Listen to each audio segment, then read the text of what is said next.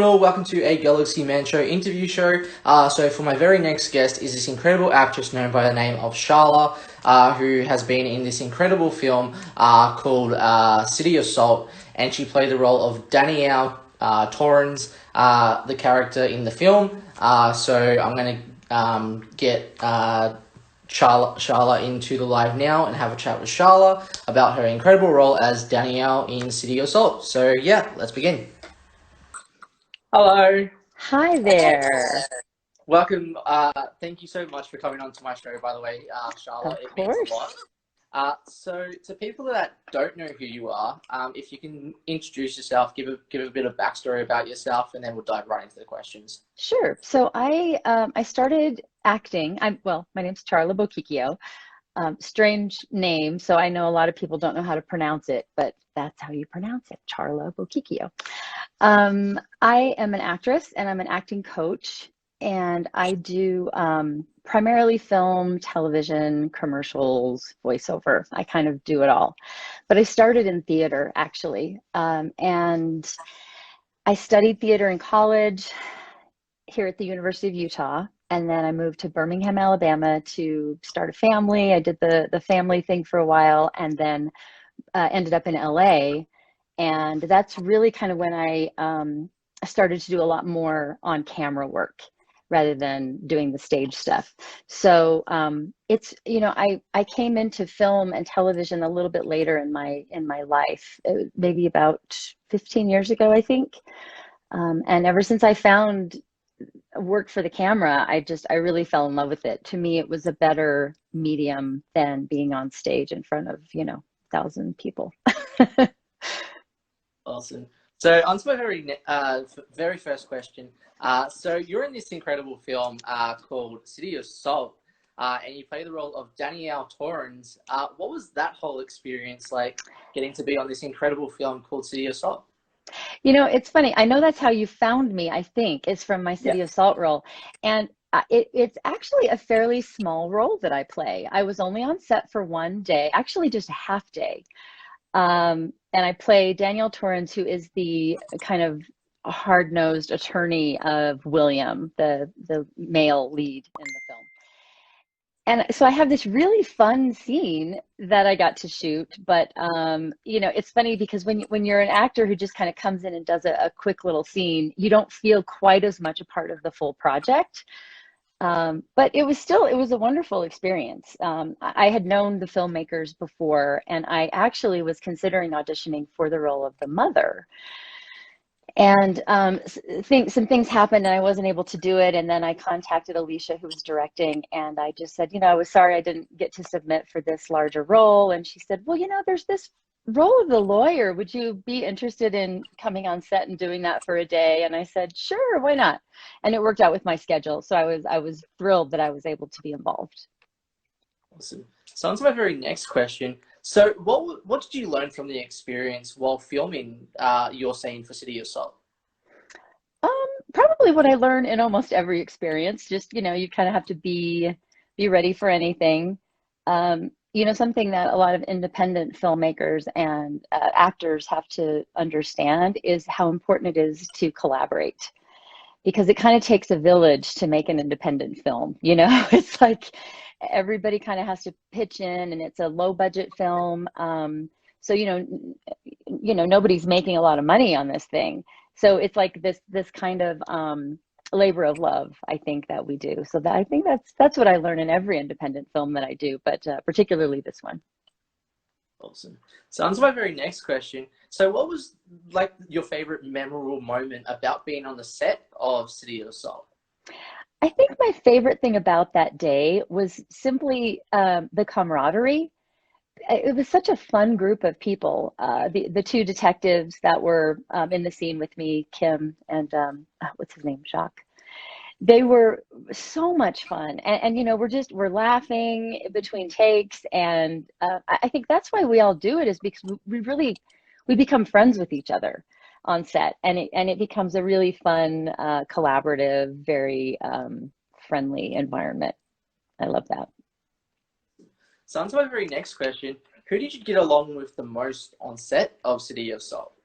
You know, I didn't get along with any one person any more than another. I think, you know, there wasn't one single person on set down to the PAs or the makeup artists that I didn't like. You know, it was just it was a really great group of people. So it's kind of a hard question. Awesome. So on to my very next question. Why do you think people should watch City of Salt, in your opinion? I think it's got a really great message, particularly for our little community here in Utah, because I'm based in Salt Lake now and was raised in Salt Lake. It's a very conservative community, and you know, I think there are some issues that come up in this movie that are really important for a conservative community like this to really watch. It can be uncomfortable at times, you know, some of the subject matter, but I think it's you should watch things that make us uncomfortable.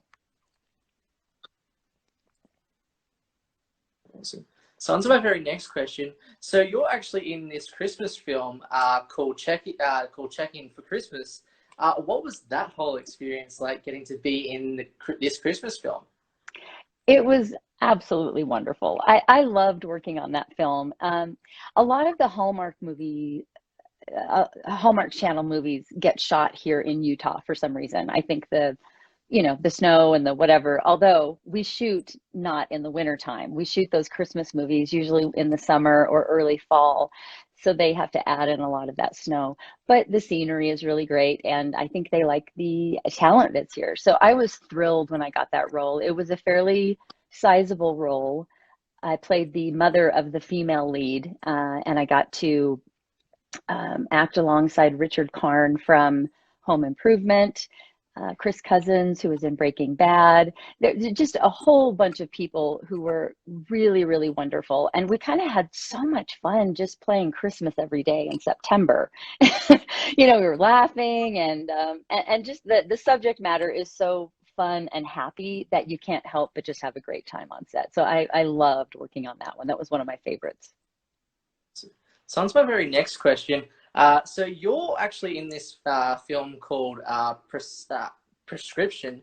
What was that whole experience like, getting to be in that? The Prescription for Love, I think, is the one you're talking Yeah. about. That was another kind of, it didn't end up on Hallmark, but it kind of had that feel of, you know, the romantic comedy. And I got to play the bad guy in this one. I played the mean nurse, Lena, who just made the lead female's life a living hell. We were nurses, so I was like this bad nurse. And it's kind of this cute Cinderella-like story, modern day kind of retelling of it. And I guess if you're assigning characters, kind of people based on Cinderella, I would be like the wicked stepmother, kind of that role. And it was such a fun film. It was a locally produced film here in Utah, and that was a few years ago, but it's available now, I think, on Amazon as well. So it's one that everybody can watch, and it's become pretty popular overseas, actually. So. That's cool. Mhm. So on to my very next question. So you were actually in a film called Alien Country. What was that whole experience like for you? So Alien Country, this is kind of the project that it's in post-production right now. We've already shot all of it. We've done principal photography, and I am so excited for this project to come out. It's kind of a sci-fi comedy. They call it, I think the term that they use on the website is Zombieland meets Stranger Things. So there's a lot of fun to it. There's this kind of pregnant girl and her boyfriend, and they're trying to stop an alien invasion. I get to play the antagonist in this film. There's a lot of secrets around my character right now that I can't reveal because it would have too many spoilers. So there's not a whole lot I can actually say about my character, but I'll just say this. I think this film is going to be huge. It's a locally, independently produced film, but I think it has the potential of becoming kind of a cult classic, similar to maybe something like Napoleon Dynamite. I think it's going to be really fantastic. So I would keep an eye out for this one.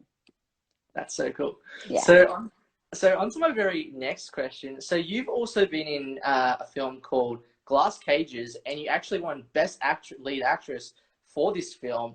What was that whole experience like? I loved this film. It was a short film, and we did it in, I think we shot it in 2017. I won the award in the 2018 Utah Film Awards. The film was about an agoraphobic woman who can't leave her house, which nowadays sounds like COVID kind of, but it's kind of this mystery and a family drama. She thinks she sees something out of her window, out of her kitchen window, a crime being committed, and she's not sure. She thinks it might be her ex-husband, and there's all these twists and turns.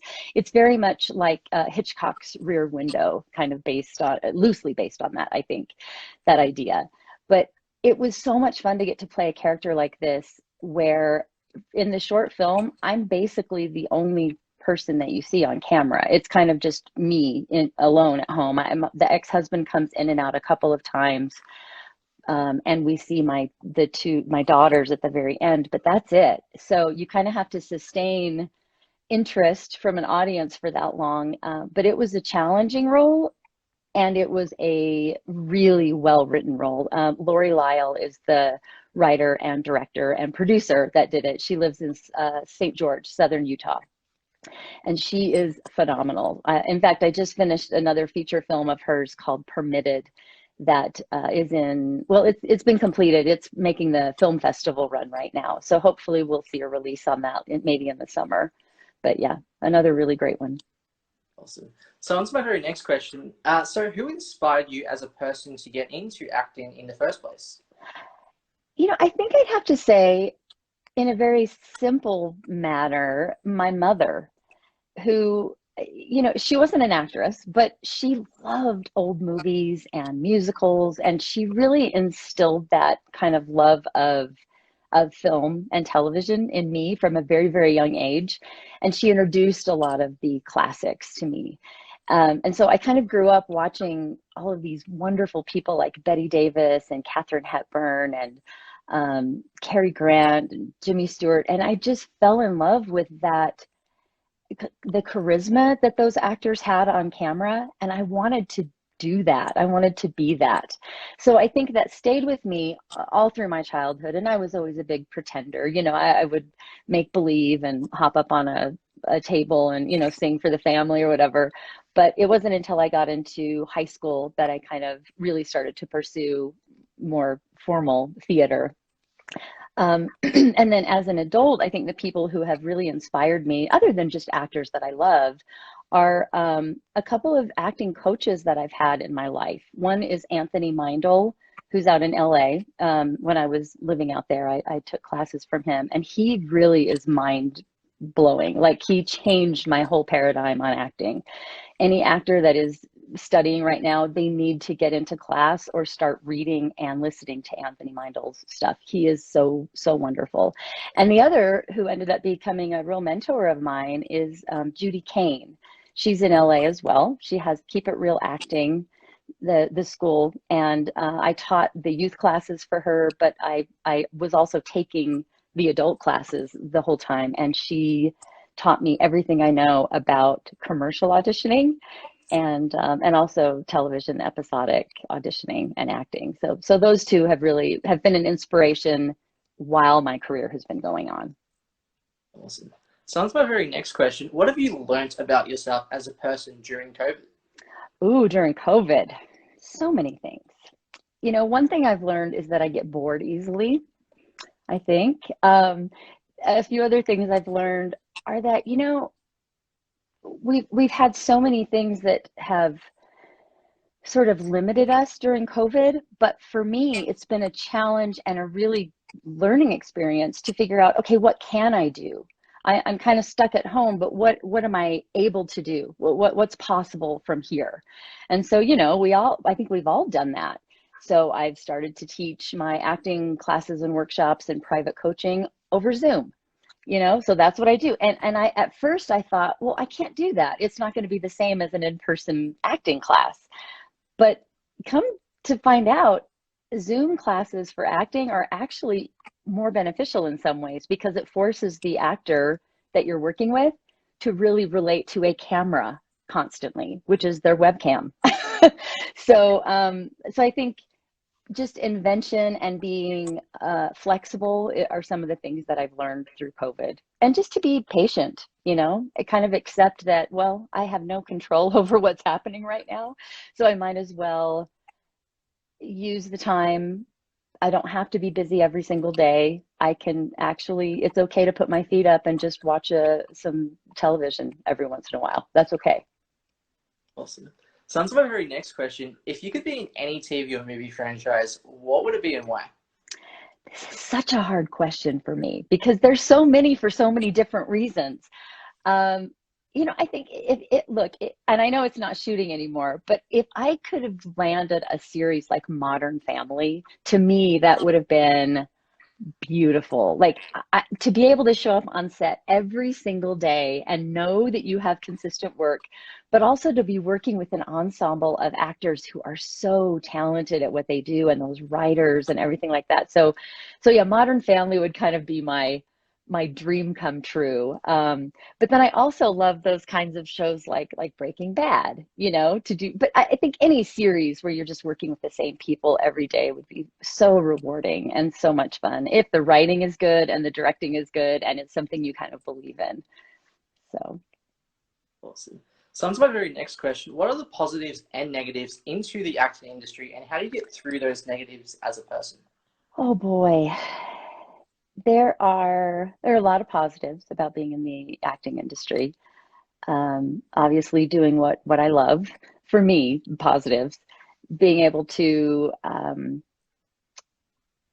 of showcase where I think my real talents lie. You know, it's funny because I think a lot of actors get into it because they want fame or fortune or whatever. That never really appealed to me. I mean, yeah, I'd love to be able to pay my bills. So, in that way, money, I guess, to a certain degree, you want to be able to take care of yourself. But the fame part never occurred to me that would be a good thing. I always wanted to be the kind of person who could go to the grocery store and not be recognized. I think that would be a little too much. So I love my life in Salt Lake. I get to work consistently as an actor, but I don't have that celebrity status where people are always wanting to take my picture, and I like that a lot. I wouldn't want that. So I think that could be a negative, is not being able to go out of your home without being kind of hounded and recognized. But I think some other negatives about the industry are just how hard it is to constantly have to prove yourself. Most jobs that people get, they interview once and they get a job and they're done and they have that job and it's pretty consistent. Well, with acting, you are forced to basically interview every single time you want to work on a project. I mean, that's kind of what happens with the audition. So we're constantly having to get the next job and sort of prove ourselves. And along with that comes a lot of rejection. So I think that can be really difficult to deal with as an actor, at least when you're first starting out, until you kind of figure out the secrets of happiness, which are, it's not about you. Don't take it personally. They're making these casting decisions for reasons that don't have to do with you necessarily, like things that you can control. So I think the way I've figured out how to work past all that is I try to look at the auditions as the work rather than the big tryout or the interview. So I can just say to myself, oh, I'm going to work today. I've got an audition today. And that's just what I do as an actor. So then it takes away all of that, like the angst and the worry about, am I going to book the job? Because that can be really frustrating as an actor. So I do my work in the audition and then I walk out and I'm done. Or I stop my Zoom call as I'm auditioning on Zoom, which is what we're doing nowadays. But anyway, I think just having a thick skin is really important, and knowing that it's not personal, Awesome. So on to my very last question. So what's next for you, like project-wise, that you would like to announce on the show? It's kind of slowed down a little bit. I mean, obviously with COVID, it's been a little slow all year, although I've kept pretty busy throughout COVID. But this coming year, so I've got Alien Country, which should be completed this year, and hopefully we'll be able to see that by fall, maybe. I'm not sure how quickly they'll be able to get it out, maybe winter. As far as things that I haven't shot yet, I have a feature film called Permafrost. It's an independently produced feature film, and it's with some friends of mine are doing it, and I was asked to do the role of the antagonist again, so I get to play the bad guy, which is fun. I don't mind at all. I always wonder why I kind of get typecast in those roles, and a director once told me that I have fairly angular facial features, and so it lends myself to kind of some of those harsh characters a little bit. Although it's funny because I'll play the Hallmark movie Christmas Mom, and then I'll play the bad guy in a film. So it's fun to be able to have a little bit of both. But so I've got Permafrost coming up that hasn't been shot yet. I'll start shooting that probably within the next couple of weeks. And then I've just got a couple of smaller projects. I'm working tomorrow on a documentary, a couple of commercials here and there, but nothing huge that's on the horizon that I haven't shot yet. There's been a lot of projects that are in post-production that we will probably see come out this year, which I'm excited about. And that's another thing about being an actor, is that you'll work on a project one day and you might not even see that project come to fruition on the screen for a couple of years. So you kind of forget about things, and then all of a sudden there's a big release. One small role that I did that I'm kind of excited about, that's coming out in February, I think February 19th. It was a small role on a really big film. The film is called Joe Bell, and it is a Mark Wahlberg film. He did not direct, but he starred in it, and he's one of the executive producers. It was shot here in Utah. It's a true story about Joe Bell and his son Jaden, who committed suicide. His son had come out as homosexual in school, and it's a true story. It's a well-known story. But he plays Joe Bell, and I have a very small but very pivotal role in the film that I'm really excited about seeing my scene. So hopefully it didn't end up on the cutting room floor in the editing room. I don't think it could, because it's a kind of important part of the story. So I'm excited to see that on the big screen. Hopefully, if I end up going to a movie theater or not, might just have to wait and watch it streaming at home. But yeah, that's a few of the things to look forward to. Awesome. Well, can I just say thank you so much, Chandra, for coming onto my show. It really meant a lot. Everyone definitely go support the amazing and incredible Chandra's work and projects. It's Charla, by the way. Charla. Sorry. That's okay. You're not the first person. Oh, thank God. But thank you so much for coming onto my show, by the way. It means a lot. Any final thoughts or anything that you'd like to say on the show? I don't think so, except everybody please stay safe and wear your masks and just take care of each other. We're living a crazy time. And so I just, we just need to love each other and be compassionate and empathetic. And I think if we can come at life and our careers and our relationships that way, then we will be happy. So that's all. Those are the final thoughts. Theo, I saw you yesterday go into the bathroom looking one way and coming out completely changed. Why do you care what people think? It's not that simple. Letting your spirit die is not good. And snuffing out your true self, it's toxic. Is it worth it? She saved me. Have you ever been saved before? I know we haven't known each other very long, but I trust you. You see me for me. This is Pamela. I'm gay, Dad. I always have been. Around for Senate. Around for Senate. I'm not opposed to gay marriage or even abortion for that matter. They absolutely cannot know that. Trash like you belongs to those rehabilitation camps. If you choose this path, you're dead to me. Do you understand me? The DNA from Theo's hairbrush unfortunately matched the DNA we found on the hoodie at the scene.